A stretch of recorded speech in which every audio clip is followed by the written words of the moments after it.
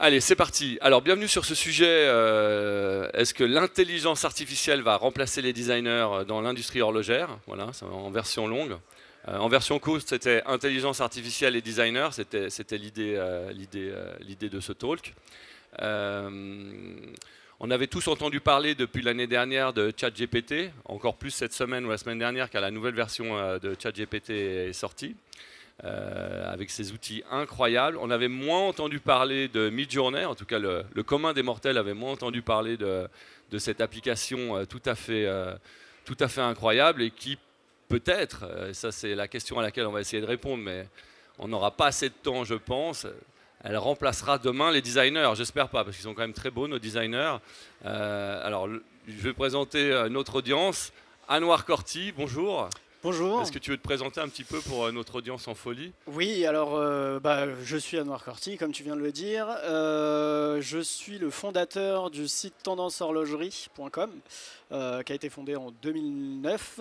Et parallèlement à ça, en fait, mon background est dans l'IT. Je suis directeur technique dans une start-up. Et donc tout ce qui touche à la technologie, c'est un peu mon petit passe-temps à côté de l'horlogerie. Et voilà. tu es un peu à l'origine de ce talk parce que en fait, je t'ai repéré sur LinkedIn il y a à peu près un mois où tu as posté en fait une de tes créations horlogères et je me suis dit waouh, c'est tellement incroyable qu'il faut absolument qu'on en parle. Et donc je t'ai invité et tu nous as préparé une petite présentation, mais on va terminer de présenter l'audience. Voilà. À ma gauche, Maximilien Maire, donc vous êtes designer, tu es designer. Je ne sais pas ce que tu veux dire quelques petites choses à ton sujet. Oui, donc designer horloger depuis 2019, donc indépendant. Et puis donc voilà, j'exerce ce métier sur Vernier à Genève.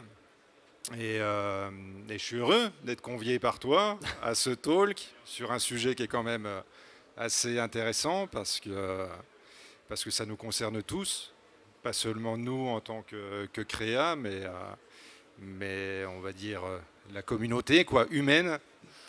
Et puis, il y a encore des humains dans la salle. Et voilà, donc je travaille principalement dans l'horlogerie, la joaillerie, mais aussi pluridisciplinaire. Donc le design d'objets au sens large. Voilà. Merci Max. Nicolas Bartnussbaumer, plus 10 Bart, c'est ça? 10 Bart, exactement. 10 Bart, Ouais. Senior Art Direction, Senior Product Designer at Bart Studio, c'est ça? Ouais, je suis tout seul. Tu es Ouais. tout seul, voilà. Je me contrôle moi-même. Et ça se passe bien? Ça se passe bien, ouais. Qu'est-ce que tu peux nous dire un peu sur toi, Bart? Moi, je suis un peu le même parcours. On a d'ailleurs réalisé qu'on avait travaillé dans la même entreprise. Je suis indépendant depuis 25 ans, spécialisé dans le design de produits horlogers, bijouterie, puis aussi un peu de packaging, un peu de display, de choses comme ça. Principalement produits. Principalement pour l'horlogerie. Principalement pour l'horlogerie, Okay. ouais. Et enfin, Alain Alberini. Donc Alain, tu es avocat, très belle profession, n'est-ce pas? Et associé à l'étude Sigma Legal. Faisons un peu de promotion pour cette profession qui risque de disparaître aussi avec ChatGPT peut-être. Il n'y a que des gens en train de disparaître ici. Vous savez, c'est une journée dinosaure. Alain, je t'en prie, présente-toi. Alors, tu en as dit déjà un petit bout, effectivement, avocat chez Sigma Legal, cabinet spécialisé en propriété intellectuelle, et à côté de ça, enseignant à l'université de Neuchâtel en propriété intellectuelle, et puis une petite émotion, parce que je suis aussi petit-fils d'horloger, je ne l'avais jamais dit. Ah bah non, voilà, bah merci. fait... Plein de surprises aujourd'hui sur les talks. Bon, ok. Merci Alain. Et donc toi, tu vas nous apporter un éclairage quand même tout à fait juridique sur cette question-là, parce que tu es quand même aussi spécialisé dans tout ce qui est nouvelles technologies. Exactement, et spécialement les questions liées à l'intelligence artificielle. Voilà, c'est pour ça que je suis venu aller chercher un expert. Alors, moi, ce que je vous propose pour commencer à Noir, c'est que, alors, on avait prévu de faire la technique en direct, et puis on a eu un petit peu peur des résultats. Alors, j'ai proposé à Noir de plutôt filmer. Donc, tu vas commenter, mais il faut savoir que c'est en temps réel, hein. Donc, c'est pas du tout accéléré. Alors, attention. Hop, c'est pas là que ça se passe. Alors, c'est parti, peut-être. Un peu de zoom. Et voilà, c'est parti, en avant. Alors, Anouar, je te laisse commenter un petit peu. Où est-ce qu'on est? Alors, où est-ce qu'on est là? On est principalement dans l'univers de Midjourney, qui est cette intelligence artificielle qui permet de générer de l'image, un peu à l'instar de DALL-E de chez ChatGPT. Donc là, l'idée, c'était justement d'appliquer cette intelligence artificielle à la création dans le milieu horloger. Et donc là, je vous présente un petit peu comment on peut travailler sur Midjourney pour générer des choses. Donc je voulais un peu sortir de ce qu'on voit habituellement sur les réseaux sociaux, à savoir une montre déjà finie, etc. Mais on peut aussi appliquer Midjourney à des choses très spécifiques. Là, en l'occurrence, j'ai voulu axer la création sur le cadran d'une phase de lune. Donc là, on voit comment l'intelligence artificielle génère l'image. Ce que vous voyez en l'occurrence sur ce qu'on appelle le prompt, qui est rien d'autre que les directives qu'on fournit à l'intelligence artificielle. Là où c'est puissant, c'est que dans Midjourney et dans d'autres intelligences artificielles qui génèrent des illustrations, vous allez pouvoir leur passer des paramètres qui vont permettre d'orienter le rendu. Parce que là, comment ça se passe à Noir? Parce que là, on voit, donc là, on est dans une console. Exactement. C'est toi-même qui as rédigé cette phrase. Tout à fait, oui. Enfin, cette proposition. Ouais. Donc, tu rentres dans un, je sais pas si on appelle ça un prompt. Un prompt, c'est exactement ça. Je suis totalement bilingue. Et donc, tu rentres une phrase. Alors, qu'est-ce que tu as écrit là? Alors, en français, si tu veux. Oui, bah, là, en fait, c'est une photo réaliste d'un cadran qui présente comme fonctionnalité là, une phase de lune. Montre phase de lune, enfin, cadran phase de lune. Ah, Exactement, et qui montre Showcasing The Mastery of Craftsmanship, où on orientait plutôt métier d'art, exactement. Okay. Et donc derrière, vous passez les paramètres, alors très importants. V5, Q2. Exactement, donc là, pour le V, c'est la version de Midjourney que vous utilisez. Ok. Et derrière, c'est la qualité de rendu. Alors, il y a des mots-clés dans cette intelligence artificielle qui permettent justement d'orienter le résultat, notamment ultra photoréalistique, qui va vous permettre d'avoir le rendu désiré. C'est très large, ça peut aller jusqu'à l'utilisation d'appareils photo spécifiques, avec des filtres spécifiques, des focus spécifiques, etc. Donc là, j'ai fait les choses un peu rapidement. Mais voilà, donc là, vous avez les rendus. Donc on va pouvoir versionner ces rendus-là, donc créer des versions. Donc là, V1, ça correspond à l'image en haut à gauche. Donc là, tu as choisi une version de la V1. Exactement. Qui est en train d'être détaillée. C'est ça. Ok. Donc là, ce que j'explique, c'est justement qu'on peut faire des rendus à partir de texte. Là, c'est un texte beaucoup plus long. Celui-ci, c'est pas moi qui l'ai généré.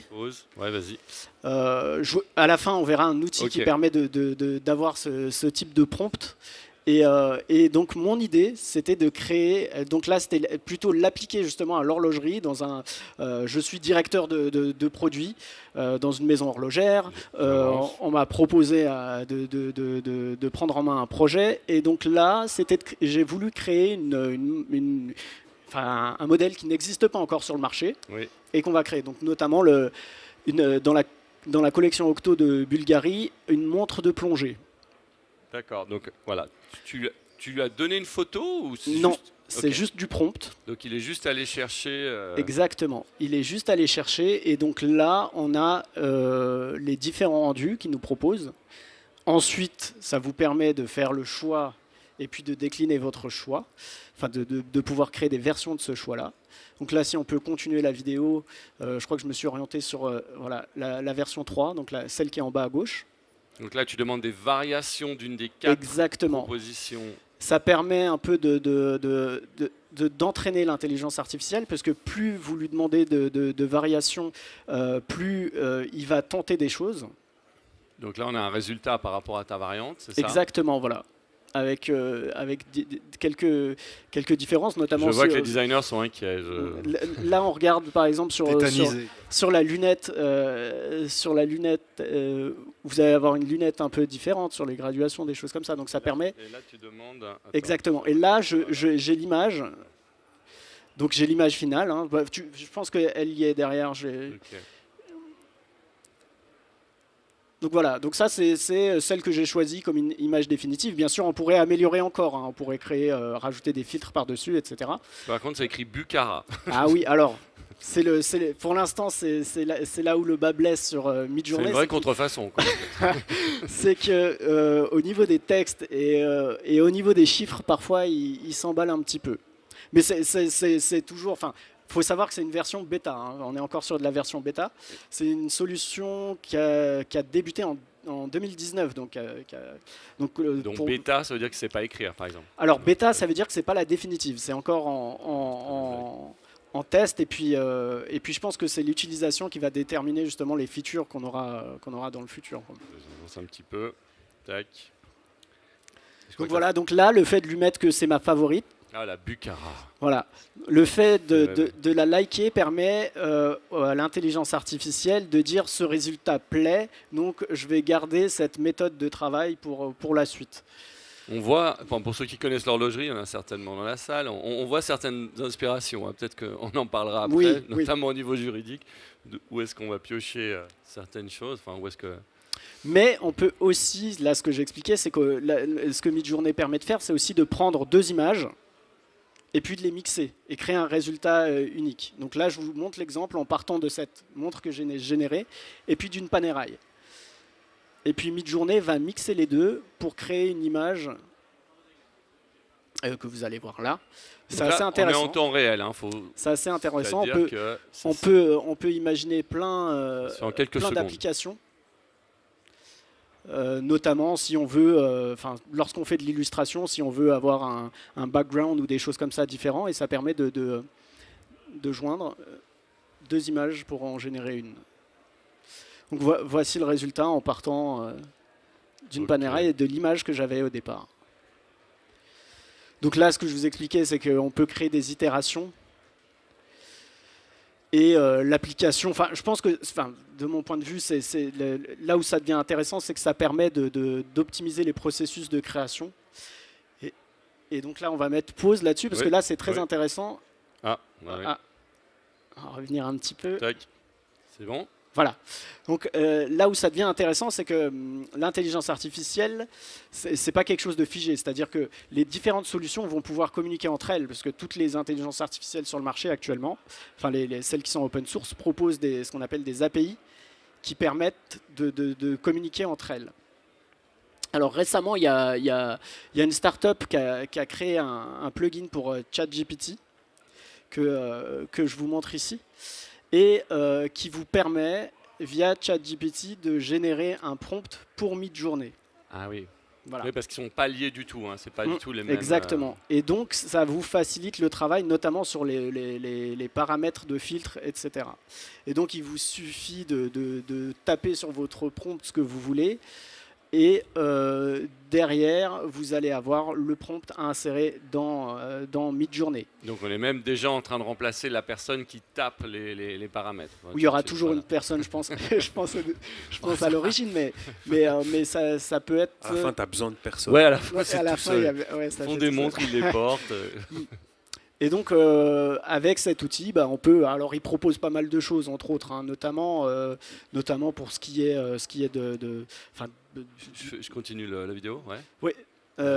Donc là, c'est spécifique à Midjourney, mais ça vous permet d'orienter votre prompt là sur de la photo, par exemple, pour créer quelque chose d'un peu plus. Tac. Donc voilà. Merci, petit instant publicitaire de Tendance Horlogerie. N'oubliez pas d'aller liker. Merci Anouar, merci beaucoup pour ta présentation. J'ai envie de donner la parole au designer quand même, hein. Je pense que ça fait peur. Je te vois prêt à réagir, Bart. Non, je tiens le micro comme ça. Mais c'est ton côté chanteur. Oui, exactement. Alors Max, peut-être Oui, je pense qu'effectivement, merci Yannoir pour cette présentation assez claire. Mais donc, en tant que créatif, je pense que oui, on est obligé de vivre aujourd'hui avec cette nouvelle technologie, et ce n'est que le début. Alors, d'un point de vue personnel, je ne vous cache pas, quand j'ai découvert ce truc-là, je suis devenu un peu pâle, quoi, couleur sweet. Mais et avec le recul, je me suis dit, mais tout va tellement vite que effectivement, on est d'une certaine manière obligé de vivre avec ça, et c'est surtout comment transformer cette nouvelle technologie en allié.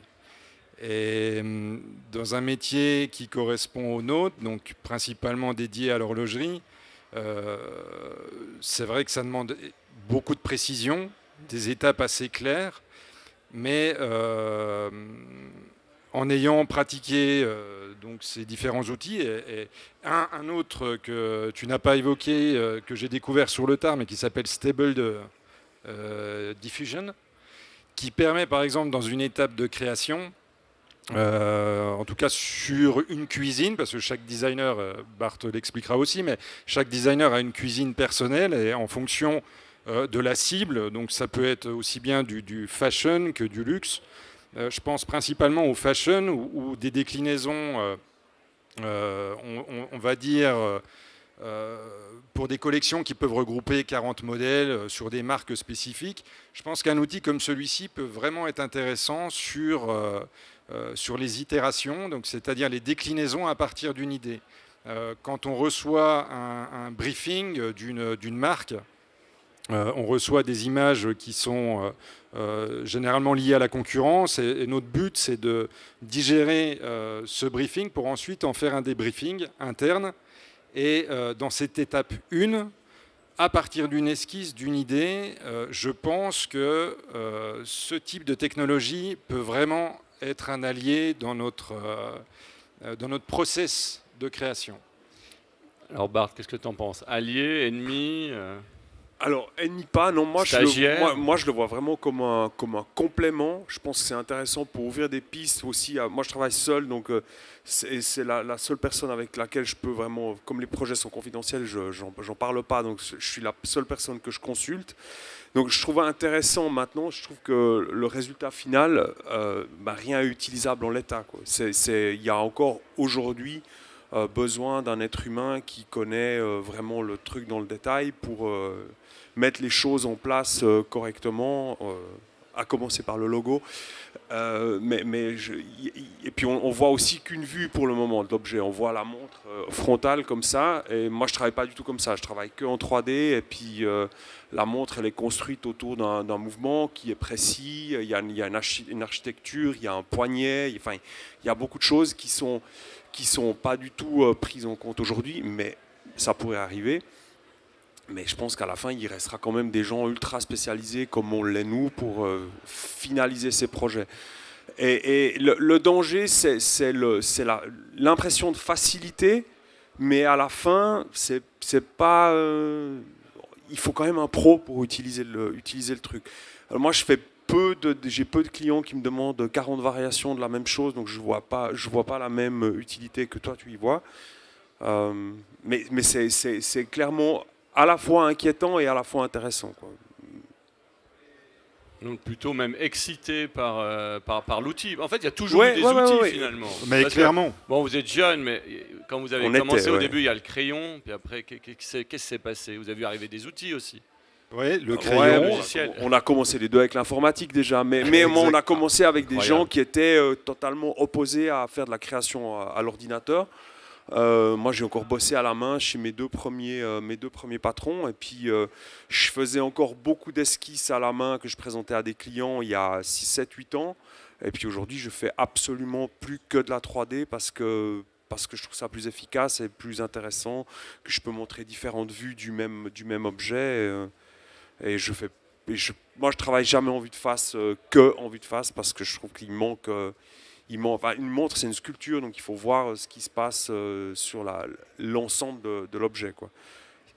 Et sur l'esquisse, en parlant de technologie, d'ailleurs c'est surprenant parce que je trouve qu'on n'en parle pas beaucoup dans l'horlogerie, mais c'est la réalité virtuelle. C'est-à-dire que moi je travaille aussi de plus en plus avec casque virtuel vissé sur la tête. Parce que tes lunettes, oui, voilà. Le casque 3D, quoi. Et ça, c'est au même titre que ChatGPT ou Midjourney, c'est accessible pour une somme modique, et ça permet. Donc c'est compliqué, je veux dire, de rentrer dans les nouvelles technologies. À chaque fois, on est là, ok, comment ça fonctionne, qu'est-ce que on peut en faire, mais avant tout, je pense qu'on a un métier qui est quand même de curiosité. Je veux dire, chacun a sa cuisine, mais je veux dire, ce qui est intéressant et en même temps déstabilisant, c'est ça. On est dans une ère où tout va, encore une fois, extrêmement vite. Et ce type de technologie, par exemple la réalité virtuelle, quand je travaille une idée, j'aime particulièrement travailler avec cet outil. Après, passer à la 3D, c'est vrai que de travailler directement sur la 3D est aussi une méthode. Je veux dire, des méthodes, il y en a plein finalement pour arriver à un résultat. Il y a des personnes. Ouais, exactement. On a chacun la nôtre. Exact. Puis on est sûr que c'est la meilleure. Ah bon? Et c'est marrant, tu parlais des esquisses tout à l'heure, tu as dit que tu n'en faisais plus. Mais face à toutes ces nouvelles technologies, est-ce qu'il n'y a pas aussi un retour, par exemple, des clients qui veulent des vrais beaux dessins pour montrer aussi à leurs clients cette recherche peut-être d'authenticité ou... À part pour faire joli dans des catalogues, jamais. Okay. En ce qui me concerne. Pas concerné personnellement, mais certaines marques... Il y a des marques qui bossent encore à l'ancienne, les qui maisons, font des gouachés, de précision. Ouais. Donc ça demande aussi une expérience, c'est un métier à part entière. Ouais. Ouais. Bon, maintenant il y a une vraie question, c'est que maintenant que ces logiciels réalisent certaines créations, qu'est-ce qui se passe au niveau des droits? Alors moi ça m'intéresse quand même tout particulièrement. Alain, est-ce que tu as des réponses? Alors à qui est-ce que ça appartient? C'est à tout le monde, au designer qui a créé? Comment ça se passe? Bon, ce qui est déjà intéressant, c'est que de ce que j'entends, finalement, la préoccupation principale des créateurs, c'est pas tellement de savoir s'ils pourront protéger des créations au travers de cet outil, enfin réaliser au travers de cet outil, mais plus essayer de s'assurer que cet outil ne va pas venir manger le marché et qu'ils pourront garder en tout cas un certain marché pour eux, une certaine protection pour leur création. Donc c'est plutôt sous cet angle-là, je pense qu'il faut examiner ces questions. En tout cas, c'est la préoccupation qu'on a ici. Il y a pour moi deux problématiques principales. La première, c'est lorsqu'on utilise un tel outil, comment est-ce qu'on peut respecter les droits sur les données qui peuvent potentiellement être protégées et qui sont utilisées par l'outil. Même donc, charger, on l'a vu, à Noir, tu charges des photos potentiellement de tiers. Voilà. Pour moi, c'est la question de la protection des inputs. Et puis la deuxième chose, c'est qu'est-ce qu'on peut revendiquer comme protection sur l'output, sur le résultat qui a été généré. La protection des inputs, je ne me prononce pas trop dessus, parce que ça dépend énormément du fonctionnement finalement de l'outil et de savoir si on utilise réellement une œuvre ou finalement si elle est juste utilisée comme source d'inspiration par l'outil, qu'elle reste sur ses serveurs, etc. Donc pour l'instant, ça me semble être un faux problème. Il n'y a pas vraiment d'utilisation des œuvres d'autrui. Par contre, en ce qui concerne la protection des outputs, on a depuis quelques semaines une belle évolution, en tout cas sur le plan légal, un vrai travail qui a été effectué, notamment par les autorités aux États-Unis, qui nous disent assez clairement qu'une création, c'est une création humaine. Ce n'est pas une création d'un outil. L'être humain est assisté par l'outil, mais l'outil est le créateur, est le seul qui pourrait revendiquer une protection. Et dans la mesure où on a un droit qui est quand même extrêmement lié à la personnalité, on voit mal qu'il puisse y avoir une protection du résultat, soit par l'auteur du prompt, soit par le programmeur aussi. On pourrait se poser la question de la protection que pourrait revendiquer Midjourney, ou encore du réalisateur, du créateur de l'image qui a été utilisée en amont. Donc pour l'instant, ça semble générer des images, des outputs qui sont libres de droit. Le point qui m'inquiète un peu quand je vous entends, et je pense que ça va être là la vraie préoccupation des créateurs à l'avenir, c'est que un créateur qui veut obtenir une protection par le droit d'auteur, par le droit des brevets, par le droit du design, devra démontrer qu'il a créé quelque chose de nouveau. Et cette analyse de ce qui est nouveau ou pas, c'est une analyse assez théorique pour l'instant. Et si un outil est capable finalement de générer de manière pratiquement industrielle des nouvelles créations, qu'est-ce qui est encore nouveau dans ce que fait le créateur? Toutes ces créations, finalement, elles existent potentiellement déjà dans l'outil. Donc pour moi, ça va être ça le véritable combat des créateurs, c'est d'essayer de démontrer que leur travail est nouveau et que ce n'est pas simplement une intelligence artificielle qui l'a généré. Bart, tu voulais réagir? Oui, je veux réagir parce que la création, c'est un processus d'assemblage, d'idées. Et quelque part, Midjourney fonctionne comme le cerveau d'un créatif. C'est qu'on va chercher à gauche, à droite, que ce soit dans l'horlogerie ou ailleurs, où en général, même les demandes viennent déjà du client. Et c'est humain de vouloir la même chose que son voisin. Et du coup, la marge de véritable... La création ex nihilo, elle n'existe pas. Enfin, l'iPhone, quand il est arrivé, tout le monde a crié au génie, mais c'était qu'un assemblage de choses qu'on connaissait déjà, qui est inattaquable à la fin, quoi. T'es d'accord? Non, je suis tout à fait d'accord. Effectivement, on vit dans un système d'imitation, hein. Personne ne crée plus rien. On s'inspire de ce que font les autres. À partir de quand est-ce une nouvelle création n'est pas une imitation, mais est véritablement quelque chose de nouveau? Ça sera véritablement la question. Un point peut-être qui me semble intéressant aussi, parce que c'est la tendance aussi que prennent les autorités, c'est l'obligation de transparence qu'on doit avoir dans son travail de création. La FTC aux États-Unis a clairement indiqué que dorénavant, en matière d'intelligence artificielle, elle allait revendiquer que les personnes qui utilisent un outil d'intelligence artificielle explicitent le fait qu'elles ont utilisé un outil d'intelligence artificielle, et inversement, le fait qu'une personne revendique une intelligence artificielle à l'origine d'une création démontre qu'elle a bien utilisé une intelligence artificielle. Et je pense que c'est peut-être ça la piste finalement la plus intéressante actuellement, c'est que les gens divulguent évidemment pas tout leur processus d'inspiration, mais en tout cas les outils avec lesquels ils travaillent, ça pourrait régler pas mal de problèmes en termes de protection. Anouar, tu veux réagir? Oui, j'aimerais réagir à ça. Je pense que ça va être très très compliqué. Parce qu'il y a pas mal d'outils qu'on utilise tous les jours qui utilisent déjà l'intelligence artificielle. Alors je ne sais pas si vous imaginez, lorsque vous utilisez vos outils Microsoft par exemple, où derrière vous avez des parties de code qui sont de l'intelligence artificielle, si à chaque fois on devait détailler ce qu'on utilise, je pense que les mentions légales seraient des bibles derrière. Ça c'est bon pour le business, n'est-ce pas, non? Donc je vois pas dans l'application comment cela pourrait se traduire. Alors ça sera aux législateurs de le décider, mais par contre, je pense que le problème, c'est qu'on a un système actuellement qui va exactement à l'opposé, où on pousse les gens à ne pas divulguer le fait qu'ils ont recouru à l'intelligence artificielle. Vous avez peut-être suivi le cas de Christina Kashtanova aux États-Unis, qui a créé cette BD sur la base, les images. Le scénario, lui, était humain, mais les images de la BD avaient été créées par intelligence artificielle, hein, et elle a eu la mauvaise idée de le revendiquer sur les réseaux sociaux, ce qui a conduit le Copyright Office aux États-Unis à révoquer finalement la protection qu'il avait accordée dans un premier temps. Donc on est plutôt dans un système qui pousse à un manque de transparence de la part des créateurs. Je pense qu'il faut qu'on arrive à renverser cette tendance. J'espère que ça ne sera pas par l'intermédiaire des sanctions en cas d'un manque de transparence, mais pour l'instant je ne vois pas tellement d'alternatives. Max, tu voulais encore dire quelque chose, non? Je t'ai vu réagir tout à l'heure. Non, j'allais dire, rien ne se perd, rien ne se crée, tout se transforme, quoi. Voilà, vous avez 3 heures pour rendre la copie, quoi. Voilà, on vous attend.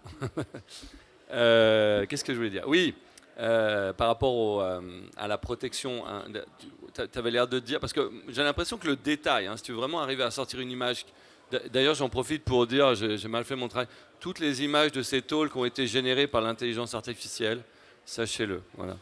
On n'a pas été très transparent, ça c'est fait. Non, pour générer des images, moi j'avais tapé des trucs dans Midjourney pour arriver avec j'avais dit robot, designer, bon, il y a des choses assez incroyables qui sont sorties, des choses un peu plus amusantes comme ça, ils m'ont fait un petit robot avec un crayon. Je trouvais moi plutôt très difficile, alors peut-être que je suis un mauvais conteur ou écrivain, on va dire, parce que pour quand même arriver à générer une image, il faut quand même avoir cette capacité à expliquer l'image. Bon, là où ça devient fou, c'est quand on va le linker à ChatGPT, c'est-à-dire qu'on va être encore plus aidé à créer le texte. Mais moi, je m'étais dit, tiens, finalement, il y a peut-être quelque chose à regarder de ce côté-là, d'aller décrire du côté peut-être du droit d'auteur ou pas. J'ai l'impression que tu avais l'air d'exclure ça. Je pense qu'il faut vraiment distinguer l'intelligence artificielle créative de l'intelligence artificielle assistance. Sinon, on a finalement le même débat qu'on a eu au 19e siècle avec la création de l'appareil photo. Finalement, est-ce que le titulaire des droits sur une photographie est le photographe? Est-ce que c'est le fabricant d'appareils photo? Il me semble que tout le monde exclut assez évidemment cette deuxième hypothèse. Mais finalement, si l'outil d'intelligence artificielle n'est qu'une assistance et puis qu'il y a un vrai travail de création dans la rédaction du prompt, dans ce cas-là, effectivement, je pense qu'on peut, en tout cas c'est la position des autorités, qu'on peut avoir une protection du rédacteur du prompt. Mais là, de ce qu'on nous a montré dans la deuxième hypothèse, enfin dans l'hypothèse où on peut utiliser maintenant un GPT pour rédiger le prompt de Midjourney, ça remet quand même pas mal en question cette approche. Parce qu'au fond, sous GPT, tu rentres quelques mots Oui, ça se réduit, on quoi. est l'instigateur de l'idée finalement. Ouais. On reste l'instigateur de Instigateur l'idée. Et puis ChatGPT vous génère ensuite le prompt à insérer dans Midjourney. Mais encore une fois, je pense qu'on est sur les prémices de l'intelligence artificielle. Là, on est sur un outil qui permet de générer des images. Mais j'imagine que dans la pratique et puis dans l'industrie plus tard, ce serait plutôt des brides d'algorithmes de l'intelligence artificielle qu'on va retrouver dans différents outils. Finalement, ça reste de l'assistance, quoi qu'il arrive. Même dans l'IT, dans le développement, ça existe déjà. Ça existe déjà et c'est très marrant parce que j'ai un collègue où je lui ai dit justement, mais tu es en train de scier la branche sur laquelle tu es en utilisant l'intelligence artificielle pour coder. Il m'a dit non, c'est les développeurs qui ne l'utilisent pas qui sont en train de scier leur branche. Et finalement, c'est ça, c'est-à-dire que chaque industrie va s'approprier l'intelligence artificielle et l'adapter à ses besoins. Donc pour moi, ça reste un outil pour aider les êtres humains, comme le fut la voiture. Enfin, je veux dire, on ne s'est pas coupé les jambes quand la voiture est née. On a continué à utiliser nos jambes. Et derrière tout ça, c'est toujours... Enfin, le maître reste toujours l'homme, puisque c'est lui qui demande à l'outil d'exécuter une tâche. C'est drôle ta phrase sur les voitures parce que j'en ai lu une cette semaine sur Henry Ford quand il a créé la voiture et puis on lui disait mais vous avez créé la voiture, il dit oui mais si j'avais posé la question aux gens ils m'auraient dit je voudrais des chevaux qui vont plus vite. Voilà, donc c'est un petit peu voilà. Bart. Moi je vais juste soulever un point que je trouve important, c'est que Midjourney va chercher ce qui existe. Donc quelque part le résultat, l'output, c'est forcément une espèce de mix qui est un mix de la moyenne. Et en fait, il faudra toujours des gens pour sortir de ce point-là, pour créer des nouvelles choses qu'après Midjourney ou un autre pourra utiliser. Et ça me semble être aussi un point, ça va niveler par une espèce de milieu de médiocrité, mais si on veut vraiment autre chose, on va continuer à avoir besoin de gens, quoi.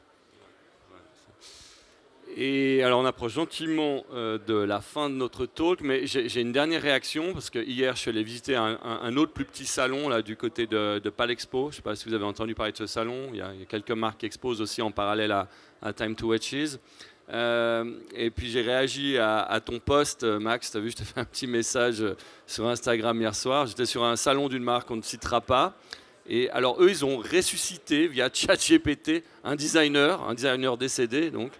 Et donc on peut converser avec Gérald Janta, pour ne pas le nommer. Voilà, donc c'est plutôt impressionnant. Max, tu as joué avec Gérald ou pas? Tu as posé des questions? Non, j'ai pas eu le temps. T'as pas eu le temps? J'ai été... oui. Malheureusement...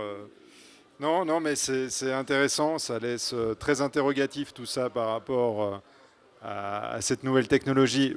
Je pensais plus sur la première réaction que j'ai eue, moi, c'était de penser à Terminator et de me dire, voilà, Skynet est à la porte, quoi. Bon, il y a l'ambiance sur ce site en question, sur ce stand en question qui est effectivement très rétro-futuriste, mais ça m'a quand même interpellé de vouloir... Est-ce qu'on peut faire parler les morts, Alain? Alors là, juridiquement, ça a toujours posé des problèmes, effectivement, en termes de protection de la personnalité et puis surtout le respect des proches. Mais ce que je trouve assez intéressant, c'est qu'on a quand même l'occasion de parler avec des gens, puis on parle quand même avec des grands créateurs dont le nom est associé à une marque. Oui, ce qui me laisse quand même penser qu'au travers de tous ces développements, il y a quand même un élément qui reste, c'est la protection des marques. Qui à mon avis peut pallier tout ça en fait, avec justement le travail de sélection qui sera fait par les designers, comme le disait Bart, ça me semble assez juste. C'est qu'il y a toujours ce travail de sélection de la qualité par le designer, et c'est ça qu'il faut protéger finalement, que ce soit au travers des designs ou des marques déposées. Ben voilà, je crois que ce sera le mot de la fin. Puis je vous remercie beaucoup. Merci Anouar, merci Max, merci Bart, merci Alain, merci à vous. Écoutez, le débat continue. Je ne sais pas s'il y a des questions dans la salle. S'il n'y en a pas... Ah, j'ai un monsieur ici. Bonjour monsieur. Vous voulez le micro? Attendez. Hop. Merci. Vous avez tous parlé de votre point de vue à vous, les designers. Comme ça? Pardon. Comme ça. Vous avez tous parlé de votre point de vue du designer. Est-ce que vous pensez que les acheteurs de montres ou de bijoux ont envie qu'un jour ils découvrent que ça n'a été pas dessiné par vous, monsieur, ou vous, monsieur, mais par Midjourney? Moi, je pense même si c'est pas totalement, même si je sais pas 60%. Mais j'ai posé la question ce matin à un informaticien qui venait nous aider dans notre bureau. Il avait 27 ans. J'ai dit, vous aimeriez quoi? Vous achèteriez une montre comme ça? Il m'a dit, si je mets 15 000 francs pour une Rolex, j'ai pas envie qu'elle soit dessinée par une intelligence artificielle. Et il a clairement mis par rapport à une valeur de montre, un prix, le fait que pour lui, ça devait être fait, sachant que, bien entendu, il y a une partie de dessin qui peut être dessinée par ordinateur pour la mécanique ou comme ça, on est bien d'accord. Moi, je pense que ça va amuser les gens pendant un moment, passer une nouvelle technologie, mais passer ce paramètre-là. Après, je pense qu'il y a des gens qui peuvent trouver ça amusant, que ce soit généré par un ordinateur, et puis d'autres personnes qui vont trouver que l'humain doit rester partie prenante dans le processus de création. Je pense qu'il y a vraiment les deux, à mon avis, les deux états d'esprit. Oui, je pense que, pour moi, c'est pas forcément un problème si ça reste un mix. Ce qui est important, c'est de... En fait, je prends Midjourney, cette technologie comme finalement un processus créatif aussi dans la musique. Je veux dire, on s'inspire toujours de quelque chose, et je veux dire, Midjourney ou l'IA, est un mix, un ingrédient supplémentaire dans une cuisine. C'est comme dire, j'ai toujours dessiné à la main, mais le fait d'intervenir par exemple sur du numérique, est-ce que c'est pas de la triche? Ou que quelqu'un amène une référence de la concurrence, de s'inspirer de cette concurrence, est-ce que c'est de la triche? Pour moi, ça reste quand même un vaste sujet, parce que la création, c'est un mix de plein de choses. Et Midjourney, pour moi, en fait partie. C'est-à-dire que je n'irai pas boycotter, par exemple, ce truc-là en disant voilà, c'est complètement incorrect. Ça fait partie de notre vie. On est dedans. C'est un outil. C'est un outil. Et alors, de récupérer à l'exactitude l'outil en question, ça pour moi c'est de la triche, voilà, d'une certaine manière. Et je veux dire, ce n'est pas juste, surtout par rapport au prix que va coûter le modèle, la création, etc. Mais, et dans tous les cas, excuse-moi de te couper, et dans tous les cas, ça doit être repris par un humain derrière, parce que Midjourney ne fournit pas des fichiers qu'on pourrait donner à un fournisseur pour générer des produits. Maintenant. Aujourd'hui, ça peut changer totalement. Mais dans cette logique, on débattait aussi tout à l'heure par rapport à ça. Là, on parle de l'image, mais on peut très bien imaginer de l'animation, parce que toutes les marques demandent aussi de l'animation, un mix de musique, de vidéo, lié avec des rendus proches de rendus photoréalistes, quichotte ou que sais-je, donc des outils qu'on utilise dans notre processus de création en tant que designer. Donc on est à l'aube de tas de transformations. Mais être, entre guillemets, rétrograde et se dire oui, non, mais c'est là, mais d'une certaine manière, ça n'existe pas, je pense que non. Il faut intégrer le fait que c'est là, c'est avec nous, et c'est comment l'utiliser dans ce processus de manière saine, on va dire, et en accord avec les uns, les autres, tous les participants, on va dire, déjà dans une marque, dans le processus créatif, et également avec le consommateur, qu'il ait conscience que ça reste un panel global d'ingrédients, comme un chef en cuisine, en fait. C'est intéressant ta question, Philippe, merci. Moi, ça me rappelle celle qui était arrivée quand il y a eu la réforme Swiss Made.